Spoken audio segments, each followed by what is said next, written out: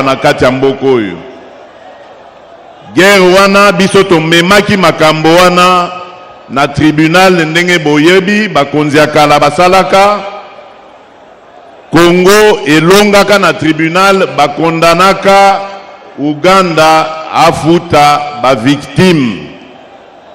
Yango tosala fond oyo tobenga Frivao. Fond ya Frivao wana esengeli epesa et dédommager ba victime nyonso ya makambo o esalemaka ya mabe na mboko oyo. Yango na sengi bino bana Kisangani, bino bozala bana Congo ya liboso oyo bokoki kotelemela banguna na biso. Tokoki kondima lisusu te makambo ya salite ya ndenge wana ya bosoto ya ndenge wana esalema lisusu na kati ya mboka na biso.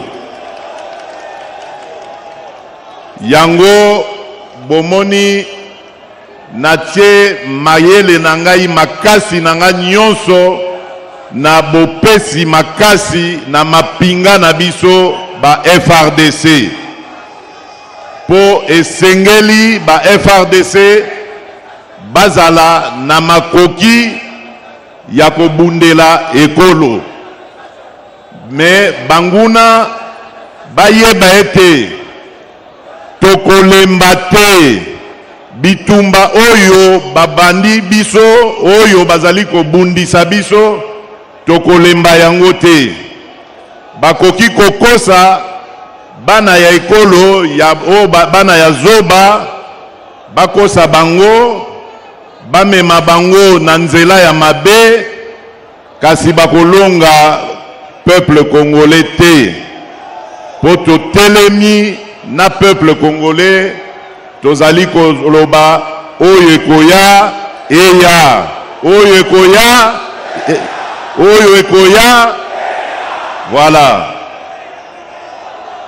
Likambo ya mibale o na yeli bino ezali ya koyebisa bino ke makambo oyo bozali na yango na motema, susi o ezali ya bino, o ezali ya ke tobongisa mboka, tobongisa pe situation ya bana Congo. Susi wana yango ngai nazali na yango, yango ezali na kati na ngai. Ba projet ezali ebele, tobandi pe kosalela yango.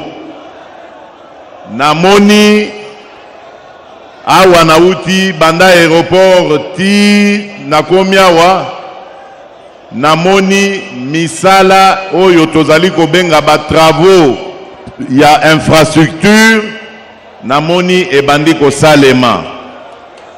Kasi boyebake ezali kaka ebandeli, boko sepela makasi.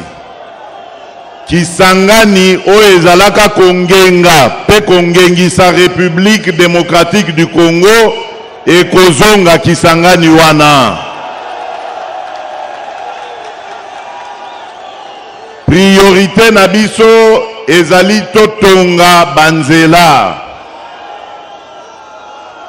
Po toyebi ke soki banzele tongami, activité économique pe etombwami. Soki activité économique etombwami, misala pe emonani. Boyebi banamboka nazali kotia kobeta sete makasi na likambo etali misala, surtout misala ya ba jeune. Ba jeune bilenge bolingi misala.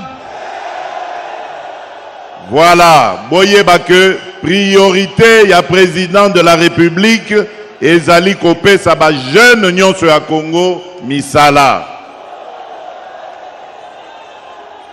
Na ba engagement na ngai ezali 6 na ba engagement na ngai nazwaki liboso na bino peuple congolais likambo ya mosala ya ba jeune ezali engagement ya liboso mais pona kopesa misala esengeli kobanda nanu kokokisa ba critère makoki oyo ekosala ke misala ebanda kopesama makoki wana biso tobandi deja kotia yango ezali ba agence oyo ekokomati awa na Kisangani po ete elenge mwasi to mobali oyo akozala na mayele na ye ya kotonga entreprise na ye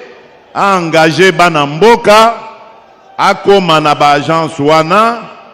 agence wana ekoyamba ye pe etambwisi ye na ba démarche nyonso wana ti akokokisa kotonga entreprise na ye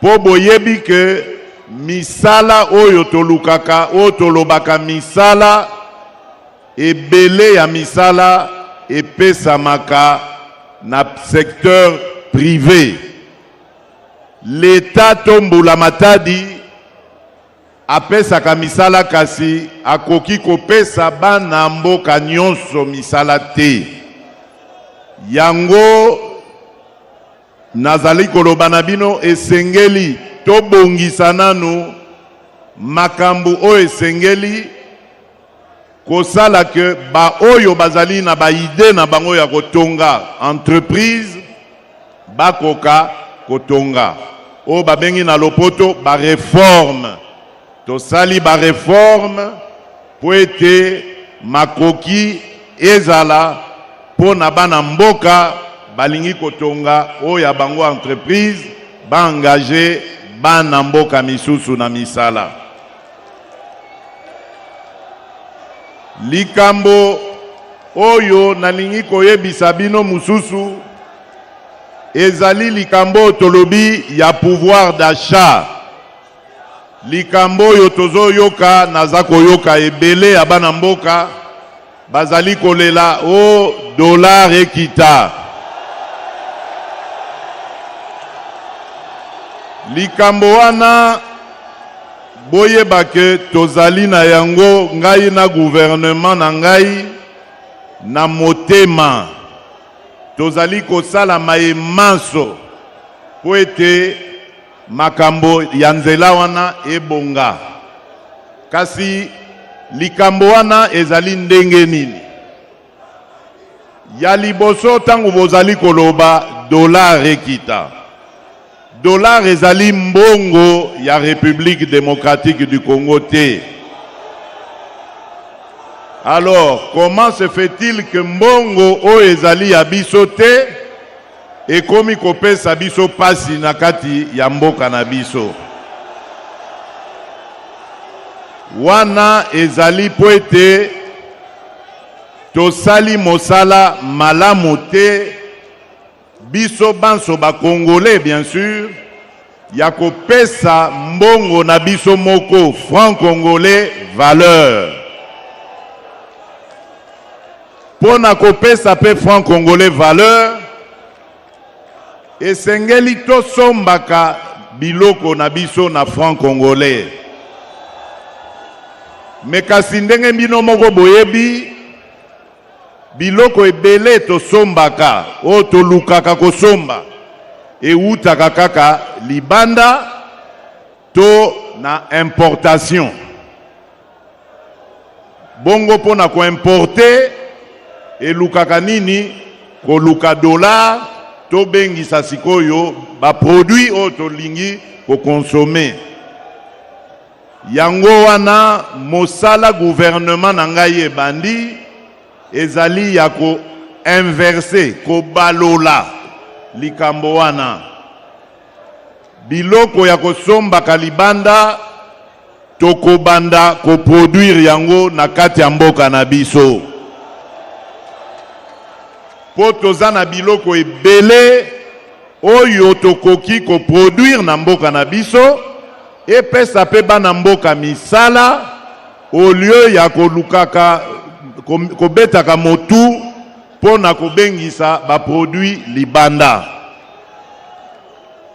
Biloko lokola loso, biloko lokola masango, biloko lokola manioko, biloko lokola soja, madesu, biloko nyonso wana toko banda kolona yango na kati ya mboka na biso. Tango toko kokisa yango malamu, toko mona ndenge ya kopekisa biloko ekouta libanda, ko décourager batoyo bazali ko bengisa biloko ya libanda. Po toko matisa yango sikoyo taxe, po bakoka kosomba yango lisusu te, bato nyonso basombaka awa en franc congolais. Nde bongo toko komisa franc congolais na biso makasi, toko zala lisusu na problème ya dollar et matato ekitate. Po yango nde ezali kopesa biso mutu pasi. Likambo mosusu o nalingi kobetela sete ezali likambo ya éducation. Bana mboka nalingi boyeba ke likambo oyo ya éducation ezali motuya mingi pona ngai.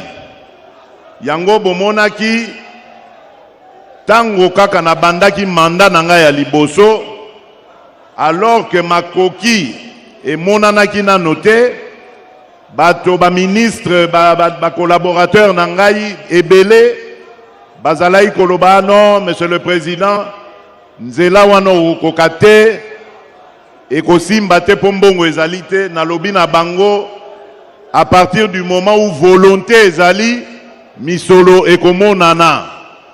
Yango to salaki na yango o boyokaki gratuité de l'enseignement. To bandi nano na niveau primaire. Bana nyonso ya Congo likambo ya kofuta lisusu ba frais scolaire pona mwana kende kelasi abu o pia.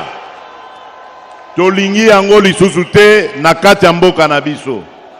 Mwana nyonso ya Congo démocratique azala mwana bobola, azala mwana mozui, esengeli akende kotanga, akende kelasi. Tokolemba makasi wana te, po tolingi to matisa yango pe ti na niveau ya secondaire. Tango tokokoma na makoki, tokobanda pe na niveau secondaire, bana mboka Congo nyonso moko te azanga kelasi pona likambo oyo ya frais scolaire. Tolingi baboti bazala na kimia na kote wana, bazala na susi na makambo misusu, mena likambo oyo etali kelasi te. Po esengeli to éduquer ba Congolais ebele. Bomoni ndenge na ebisi bino likambo ya banguna oyo bazali pembeni nzinga nzinga ya Congo démocratique, bazali kotala mboka na biso lokola eloko ya koyiba, eloko ya kobotolo. Alors biso esengeli to former bana na biso na banzela nyonso po bango liboso o tozali kokende bango nde bakozala na makoki ya kobundela ekolo na biso. Bitumba ezali minene, Congo na biso ezali mboka ya bwanya, biloko ebele o bozali kolanda na mokili oyo mokili mobimba ezali koluka ezali awa na Congo démocratique. Soki to fongoli miso te banguna bakoya kozwa biso na boumbu pona bomengo na biso oyo tozali na yango na mboka. Yango wana esengeli bino bilenge bozala éduqué, bozala formé, po ete bokoka ko gérer bino moko bomengo na biso ya Congo démocratique.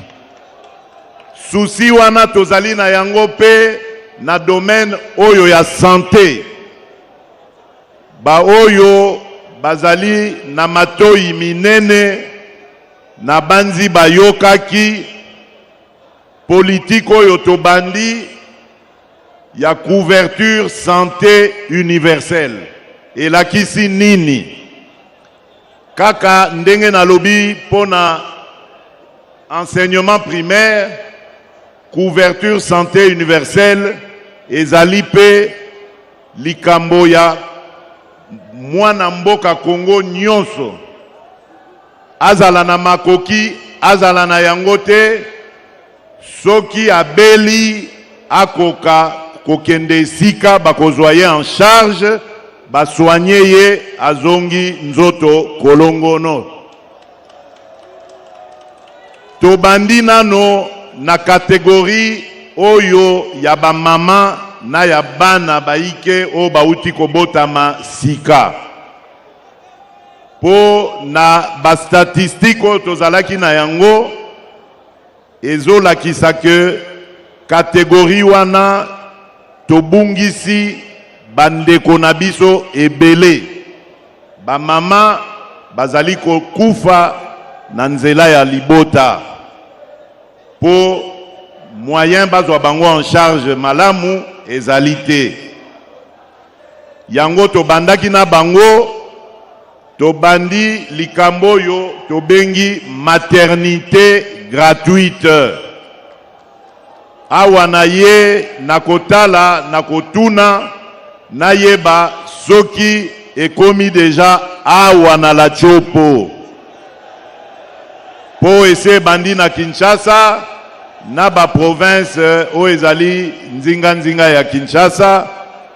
Objectif na biso ezali kokomisa yango na Congo mobimba. Ba mama bakoma kokende kobota sans problème. Souci ya keo bakokanga mwana, bakokanga mama, tango ase aboti atikala na l'hôpitalo ti papa akoluka ma misolo oyo esengeli abimisa mama na mwana, makambo wana esili. Tolingi ba mama na biso oyo bakozala na esengo ya kobota bakoka kozwama en charge, l'État kozwa bango en charge 1 mois avant naissance ya mwana, et puis 1 mois après naissance tango mwana botami, balandeli epe na ba consultation po batala santé ya mwana na ya mama. Poto bungisi bandeko ebele na nzela wana. Bomoni souci o tozali na yango ya kobongisa mboka pe kobongisa situation ya peuple congolais. Potango na lobaka ke tokotele misa Congo pour un Congo fort, pour un Congo prospère, pour un Congo uni, ezalaka po natiaka mayele na peuple nangai. Soki peuple ezali na santé ya malamu te, soki peuple ezali na éducation ya malamu te, peuple ekozalaka kaka na pasi. Donc liboso te tosilisa pasi na mboka na biso ndenge tozali kobunda mikolo nyonso, esengeli tokokisa ba valeur wana mibale o ezali éducation na santé. Bana Kisangani oye, Bana Kisangani oye. Toye kovandi sabino awa pona mikolo mibale. Tozali awa ti mokolo ya vendredi. Tokosala pe conseil des ministres awa na Kisangani.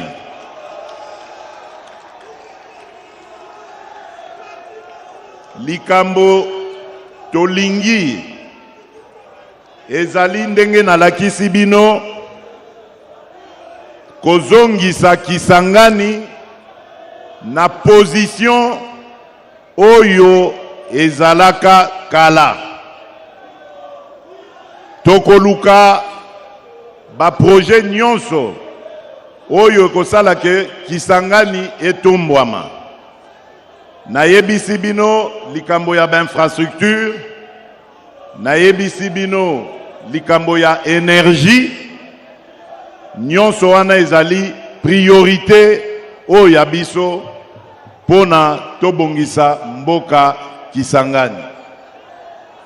Nazali awa en séjour na koyamba bilenge ba étudiants, na koyamba société civile, na koyamba pe bakonzi ya ndenge na ndenge oyo ya mboka na biso awa Kisangani pona yoka malamu na matoi na ngai moko makambo ndenge ezali kokende ya misala tobandi pe makambo oyo etikali ya kosala ya misala oyo ekoya. Kasi nga naza na bosengi moko kaka pona bino. Ezali likambo oyo etali bomoko.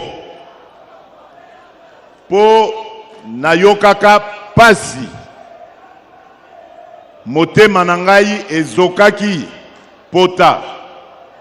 Tango na yokaka likambo ya bitumba kati na bandeko na biso bambole na balengola.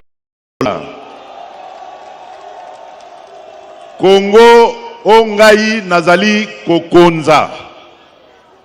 Ezali Kongo ya unité ya bomoko.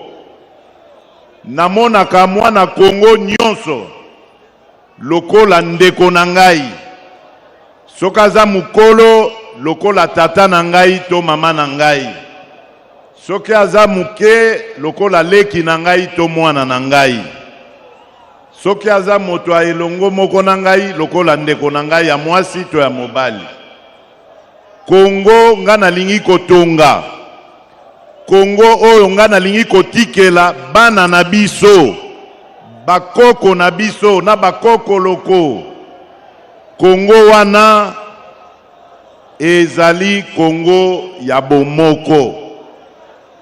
Soki biso bana Kongo tobandi kokabwa na kati na biso boyeba ke ezali porte monene tofongoleli banguna baya kokotela biso na mboka. Donc tozala na mayele esika wana. Tosala erreur te ya kotalaka moninga na biso ndeko na biso congolais lokola monguna. Quel que soit likambo oyo bozali na yango kati na bino, likambo oyo eleki communication masolo na motuya ezali te. Quel que soit likambo bozali na yango oyo boweli matata oyo ezali kati na bino, bozwa toujours sagesse ya koyeba kofanda esika moko pe kosolola. Bokomona ke na nzela wana ya kosolola makanisi pe mayele ebele ekobima. Kasi soki boponi nzela ya bitumba, bokomema liwa, bokomema mabe ekopesa mawa na mboka bomoko ekozanga tango bokozwa sikoyo likambo euti libanda bokozanga ndenge ya kobundela ngo elongo po ete boza na bokabwani kati na bino. Ngai Kongo ya ndenge wana nalingi komona yango te. Kongo onga na lingi ezali ya bomoko. Po na yebi ete bana Kongo nyonso, surtout bilenge na biso ba jeune, soki opesi ye makoki akosalela yo eloko kaka ya mayele, eloko moko ya kitoko. Donc tozali na ba jeune bazali na ba ide ebele ya kitoko, balingi nde koluka kosalela ba ide na bango. Biso ba mikolo tokoki koyebisa bango maloba ya boyinite, kobanda koyina moninga na ye elenge eza malamu te. Biso tote ya kabango kaka bomoko. Soki tote bango bomoko wana pe basaleli yango ekozala toujours bénéfice pour la République démocratique du Congo. Donc bosala makasi bandeko na ngai nalingi lisusu koyoka likambo ya bitumba wana entre bandeko na biso bambole na balengola te. D'ailleurs awa na ye nayoki sangwa malamu epa ya gouverneur ayebisi ngai que ça fait au moins 4 mois bayoki lisusu likambo ya bitumba ememi liwa te. Nalingi elongwa na 4 mois ekoma seko na seko.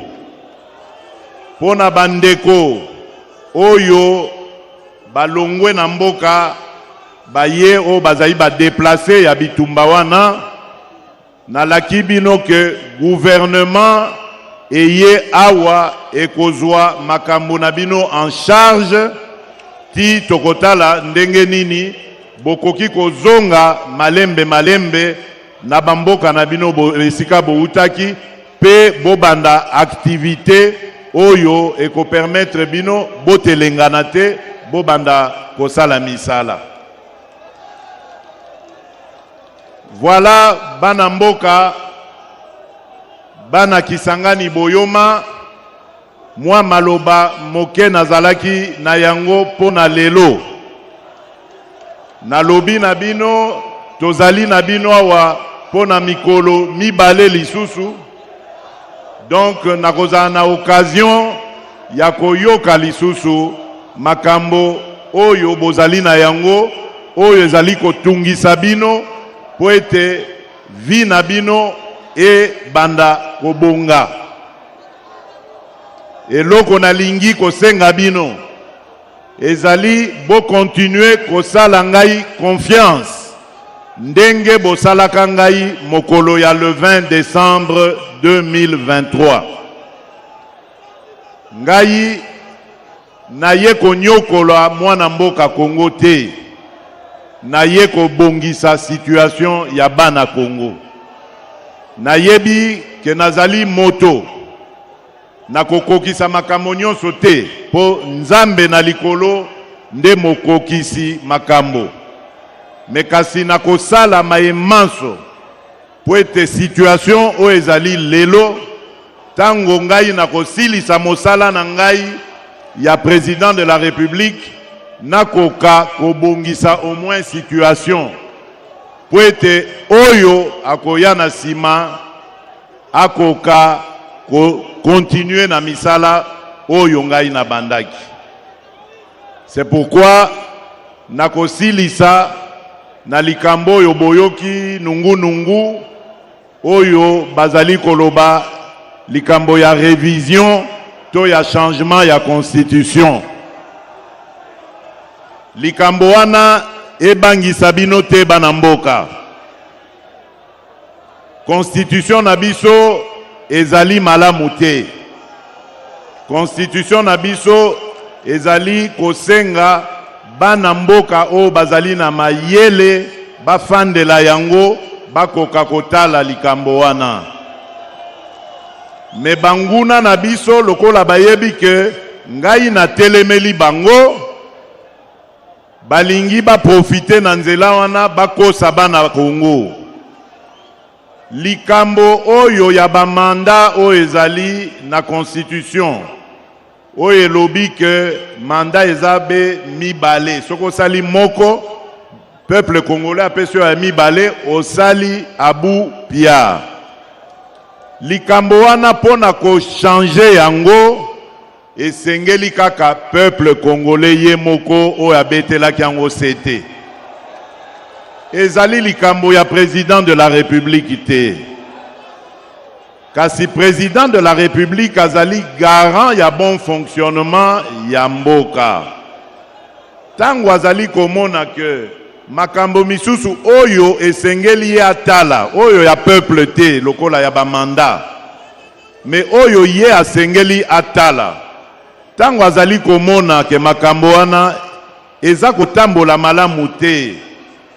Me esengeli ye abenga bana mboka misusu atala ndenge nini bakoki kotia mayele na bango po ete bakende noki makambo ebonga. Botala lokola ndakisa ya likambo oyo ya gouvernement. Tosali maponomi le 20 décembre 2023. Ngai ba vote ngai pour na volonté na bino ba investir ngai le 20 janvier 2024. Mais gouvernement eye ko banda mosala na yango na mois de juin. Ezali normal te. Nyonso wana parce qu'il fallait koleka ba étape na ba étape oyo constitution na biso ezali ko senga. Place wana lokola par exemple likambo ya ba mandat na Assemblée nationale ezali eloko moko validation ya ba mandat na Assemblée nationale ezali eloko moko ko salema en 2 jours. Tokoki ko ezolango 1 mois te pour être bureau provisoire et ça la misalative bureau définitif et au fan. Donc ezali ba biloko andengwana o esengeli kotala po ete tokoka kobongisa yango. Eza lokola likambo ya ba gouverneur de province. Botala ndenge ba province na biso ebele ezali bloqué po ete assemblée provinciale soki ba sepeli na gouverneur te babandi bitumba. Babosani peuple congolais. Bakomi kobunda kati na bango oyo alingi kolongwa te oyo alobi ke okolongwa kaka. Donc biloko wana il faut totiela yango mayele totala ndenge nini tokoki kosilisa yango po ete soki gouverneur azali wana souci na ye mission na ye ezala se moko ya kosalela peuple congolais. Nde moi bandakisa na pesi bino pona lakisa bino que constitution na biso ezali malamu te. Esalemaka d'ailleurs na mboka bapaya et puis na bapaya bango moko bazui ba mode de fonctionnement na bango bayeko pesa biso yango awa. Biso constitution na biso esengeli esalema sur base ya bizaleli na biso moko peuple congolais. Yango wana boyokaki na lobaki likambo wana kasi ezali pe likambo ya urgence te to banda kobunda kati na biso ba congolais. Na ko désigner na banza année prochaine commission nationale oyo kozala na bato ya ba discipline nyonso mais oyo bazali bana mboka batia mayele na bango ba bote la biso constitution oyo ezali adapté na ba réalité na biso Congo. Pe oyo ekobanda ko handicapé fonctionnement ya mboka te. Po constitution basala kayango po na moto moko te, constitution basala kayango po na ekolo, pepo etikala seko na seko tant que ekolo ekobanda kozala. Donc nazali koloba na banguna ya Congo ba profiter na likambo wana te po bakabola bana Congo. Surtout baike oyo bazali komibenga ba opposant ya nzala oyo bakoki bitumba ya opposition te, bakomi kokende koluka banguna na biso ba Rwandais baya kosalisa bango babundisa Congo na bana mboka Congo. Soki bazali na mayele lisusu ya kopesa na opposition te, bafanda basala misala na bango ndenge ezalaka. Batika bana Congo démocratique kimia, tozali na besoin ya kimia, tozali na besoin ya concentration totale ndenge tokoki kobongisa mboka na biso oyo. D'ailleurs ba opposant wana baike ya ba opposant na bakambaka pe mboka oyo babomaka yango. Biso tozali siko kobunda totombola mboka na makambo oyo babebisaka, tobongisa bisika oyo babebisaka babomaka. Lelo bakei kobatama libanda ya mboka babanda koluka mayele na banguna na biso ba Rwandais batala sikoyo ndenge ya koboma mboka na biso. C'est vrai, nalingi na préciser likambo wana, likambo moko esika wana tango na lobi banguna na biso ba Rwandais ezali peuple rwandais mobimba te. Banguna na biso ba Rwandais ezali régime oyo ezali pe konyoko la peuple rwandais ndenge ezali konyoko la peuple congolais.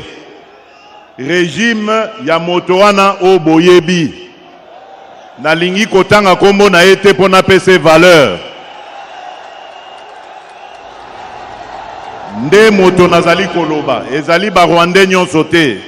Biso peuple congolais na peuple rwandais tozali na obligation tolingana.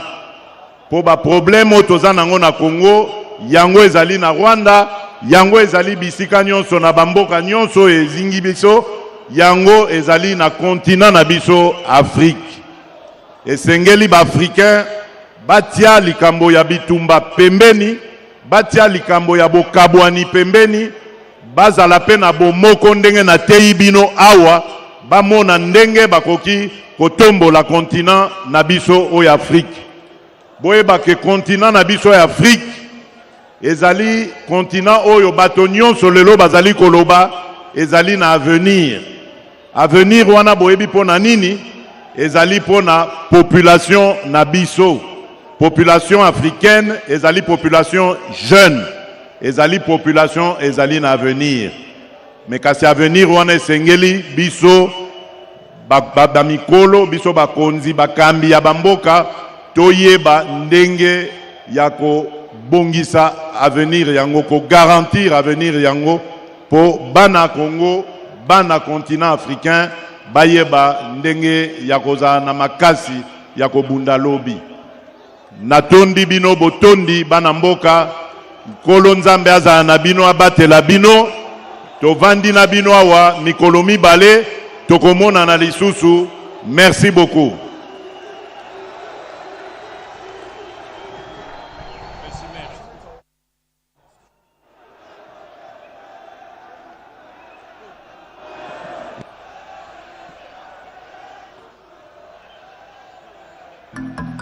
De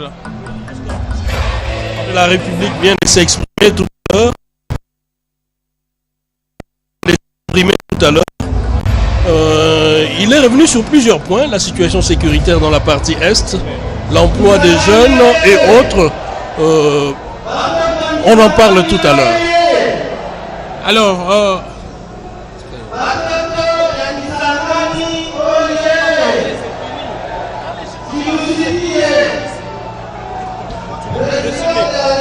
Je disais tout à l'heure, jusqu'à Koussemba, le chef de l'État est revenu sur plusieurs points, les points essentiels, notamment l'emploi de jeunes. Il a parlé des infrastructures, la situation sécuritaire dans la partie est du pays.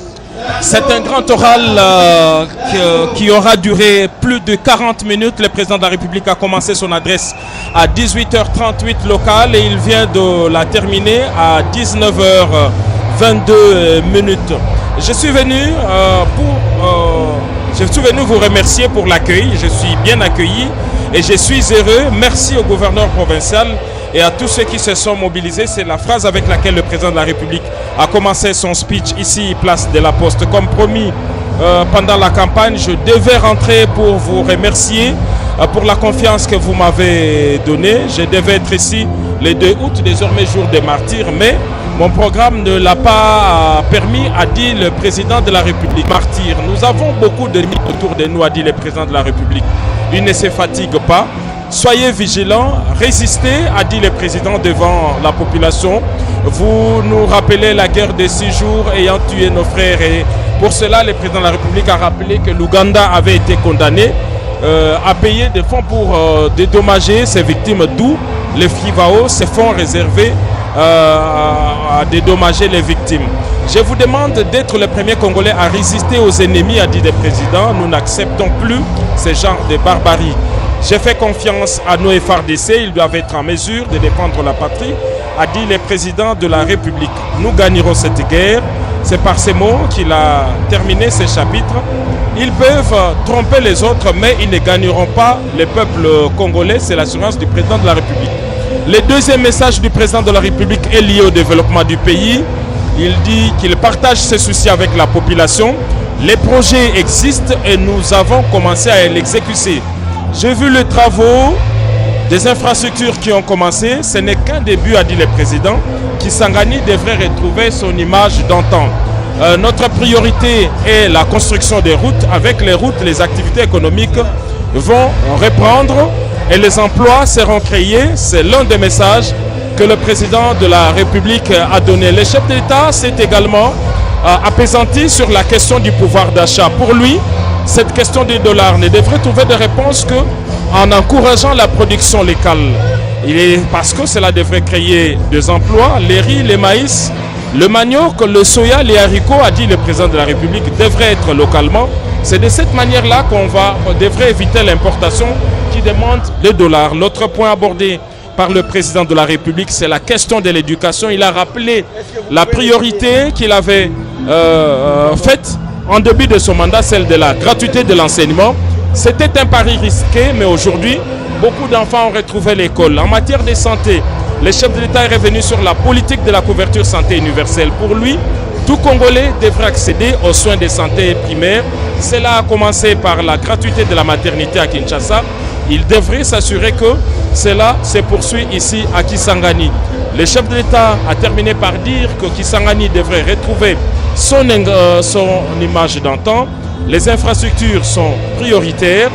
Il devrait parler, il a annoncé une série d'audiences avec les jeunes, les étudiants, la société civile et les autorités provinciales. Le chef de l'État a parlé de l'unité entre populations. Il s'est dit choqué par cette violence entre les Mboli et les Balingola. Et heureusement que depuis 4 mois, le calme est revenu pour les déplacer. Une prise en charge du gouvernement sera assurée. Le président de la République a demandé à sa population de pouvoir lui faire confiance, comme il l'avait fait le 20 décembre 2023. Il dit, je suis venu ici, je ferai de mon mieux pour que cette situation soit améliorée avant que je ne quitte la fonction présidentielle. Alors, la question, l'épineuse question qui fait débat, c'est la révision de la Constitution. À ce sujet, le président de la République a dit, n'ayez pas peur, notre Constitution a des faiblesses. Je demande que notre élite s'y penche, mais nos ennemis veulent profiter pour un malentendu. En ce qui concerne le nombre de mandats, il a dit que cette question est claire, elle ne peut être réglée que par le référendum. Mais pour les autres, notre Constitution a bel et bien des faiblesses qui méritent d'être corrigées. Il a donné l'exemple de la Constitution du gouvernement qui prend beaucoup de temps avec la validation des députés avant la mise en place des institutions. Voilà les thèmes qui ont été abordés par le président de la République. Merci beaucoup Koussema pour ces résumés combien importants. Nous recevons le ministre des Finances qui est avec nous, son Excellence Doudou Fwamba. Vous venez de suivre tout à l'heure l'adresse directe du chef de l'État devant la population boyomaise. Vous êtes boyomais vous-même. On a vu tout à l'heure votre base venir nombreux pour accueillir le chef de l'État. Vos impressions par rapport à ces messages lancés singulièrement à la population de la Tchopo? Alors moi c'est un sentiment de joie, un sentiment de bonheur, un sentiment de plaisir. Parce que je vis les chefs communier avec sa base, avec son peuple. Je vis les chefs en unité d'esprit et d'âme avec la population boyomaise. C'est un accueil chaleureux que notre population a réservé à son champion. Et la population a apprécié le message de son leader parce que la population est en train de constater les changements. Le gouvernement central est en train de faire des projets de développement sur la province de la Tchopo, sur instruction du commandant suprême des forces armées de la République démocratique du Congo et de la police nationale congolaise, son Excellence Félix Antoine Tshisekedi Tshilombo. Monsieur Doudou Fwamba, qu'est-ce qui explique cette effervescence? On se croirait en période électorale, une forte mobilisation, et on voit que vos propres sorties ici sont accompagnées d'une foule. Quel est le message que cette population veut donner au chef de l'État à travers cette mobilisation et surtout à travers le soutien qu'il vous apporte? On a vu tout ce que vous faites ici, toute la mobilisation pour le président de la République. Les populations de la province de la Tchopo en particulier, mais de la Grande Orientale en général, se sont sentis abandonnés durant plusieurs années. Vous allez constater que cette belle ville qu'on appelait Kisangani Nabita Boulaya a été abandonnée. Il n'y avait plus de routes, il n'y a plus d'éclairage et les gens sont affamés, aucun projet de développement. Et la population a pu constater qu'une fois élu, le président de la République a pris la décision de relancer les travaux d'infrastructure ici. Et vous allez constater sur la ville qu'il y a environ 30 km qui sont en train d'être construits à l'instant. 20 km vont être ajoutés. 25 autres kilomètres pour arriver à un total de 80 km de voiries à développer dans la ville de Kisangani. Ça, c'est un message pour la population qui se sentait abandonnée. Les chefs et avec eux, les chefs et avec le peuple. Voilà. Et c'est pour cette raison que la population était mobilisée pour venir accueillir les chefs. Monsieur le ministre, le chef de l'État a lancé également un message de paix entre communautés. Vous, en tant que leader communautaire, quel message a relayé à votre base par rapport à ce message de paix lancé par le président de la République? La seule chose que le chef nous a demandé, c'est l'unité. C'est comme ça que je réitère cet appel du commandant suprême pour appeler tous les fils et toutes les filles de la Grande Orientale en général et de la Tchopo en particulier de s'unir main dans la main. Personne ne peut nous sortir de l'auberge sauf le président de la République, ensemble avec les peuples, ensemble avec les leaders communautaires. Unissons-nous, unissons nos énergies et nos forces pour construire notre pays et construire notre province. Merci. Merci beaucoup, monsieur le ministre des Finances. Merci beaucoup. Merci. Et nous vous félicitons également pour la mobilisation de tout à l'heure. Nous sommes arrivés à la fin de ce direct depuis la ville de Kisangani. Nous tenons à remercier toute l'équipe technique de la RTNC. En premier lieu, madame le directeur général Sylvie Elengue Niembo et son adjoint José Adolphe Voto, ainsi que le président du conseil d'administration Floribert Loboto, la grande équipe qui était avec nous sur place ici. Nous avons Rémi Bianzi à la caméra, Esaïe Luzembo, Héritier Katendi à la maintenance, Prince Landou, Jerry Mawassa, et au montage Clary Widi, à l'électricité Lambert Mbaki, et à la réalisation notre grand homme René Ngwangwa.